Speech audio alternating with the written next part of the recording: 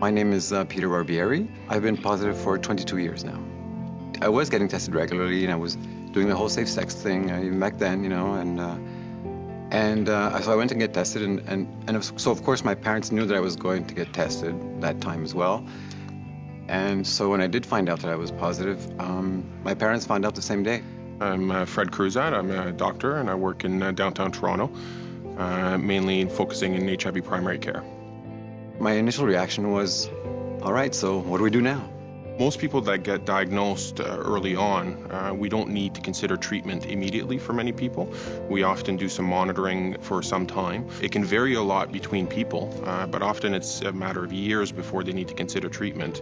I was started on the meds right away, actually, because my T4 count was very low. I was sure I was not going to see my 28th birthday, and everybody else was as well, because my 27th birthday, everybody showed up like from out of the woodwork. And at one point, I remember at the hospital, I just looked up and I said, well, come get me now, because what's the point? When just breathing is difficult. I couldn't even keep food down. I was 30 pounds lighter than I am now, which is really not big. That's when I wanted to end it. But then that's actually, at that period is when the new treatments came out, the antiretroviral treatments. And then I started getting better. So who knew? So here I am 22 years later to talk about it. It takes some time to convince patients that the medications are not going to have a major negative impact on their lives. As a matter of fact, it's often a time when they might start to become healthier. One of my proudest moments was when I was, because I used to dance for the street fairs and stuff like that on podiums, and it was when I saw my doctor down in the crowd.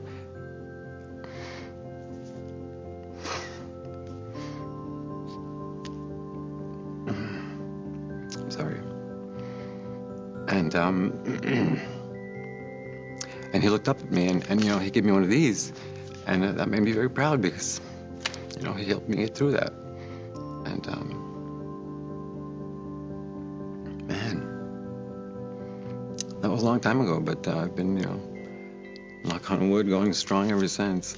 And my numbers are good, and I don't have any major side effects. Many of the medications can cause nausea at the beginning when they start, often after dosing for several hours. Diarrhea would be a common side effect. Vomiting can happen, but I find that that's much less common. Skin manifestations or rashes, I think, are pretty common. There are certain medications that can affect sleep and can affect mood as well. And so these medications, I often find, are more likely to cause that again at the beginning of treatment. There are other medications that can cause jaundice in a smaller proportion of people, but that's not a concerning jaundice in the sense of having liver damage. Some of the longer-term complications could include problems with cholesterol. Lipodystrophy is related to various different medications.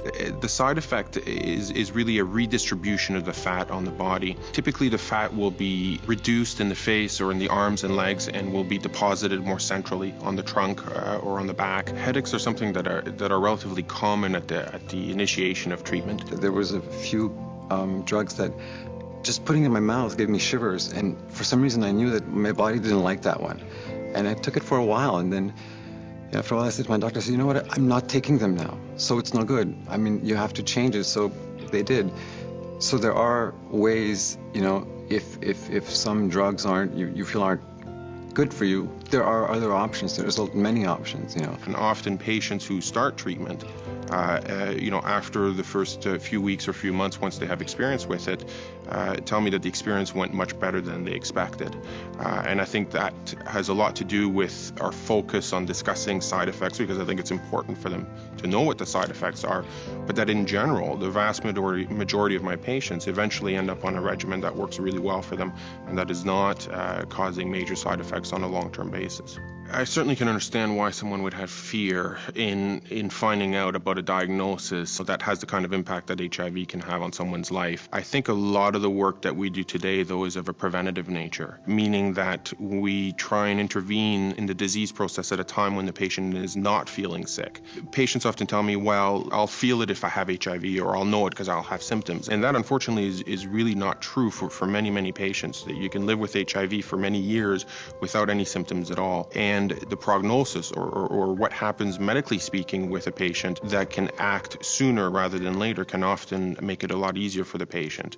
What we see is that patients that start treatment very, very late, when their immune system is already depleted a lot, they do have the tendency to have more other infections or to have more side effects from the medications that they do start. So early detection can help potentially protect some of their partners, but can also help them access care before they really see the potential illnesses or potential consequences of having HIV long term. Support is important from the people who are around you when you are diagnosed. And the only way they can do that is if they know. And bearing the weight on your own shoulders is really ridiculous. I've met a lot of people who've come up to me and secretly told me that they've that they now have HIV and actually that they were concerned about starting the treatment. What do I do? And and they actually told me that they look up to me because I'm so open with it, and it helped them get through it because they see me and they say, well, if he can do it, maybe I can too. This is what I say to patients often with respect to how to deal with being HIV positive. I tell them that if they don't prioritize their health, then HIV will eventually prioritize itself. If you can manage and be preventative in the way that you approach this condition, then you will live a long, healthy life. But if you choose not to follow potential recommendations or to make it a priority, then eventually it can prioritize itself in your life, meaning it can cause you to be sick to the point where you can no longer ignore it. And a lot of the work that we do today is to initiate treatment prior to that happening and to really prevent that from happening and enable patients to have a full life, to work the way they want, to have relationships, to travel the world. And I don't find that medications are something that would prevent someone from doing that. Like Mary Tyler Moore, I'm going to make it after all. I mean, it's not a death sentence. I certainly see HIV today as much more of a chronic disease than a fatal disease.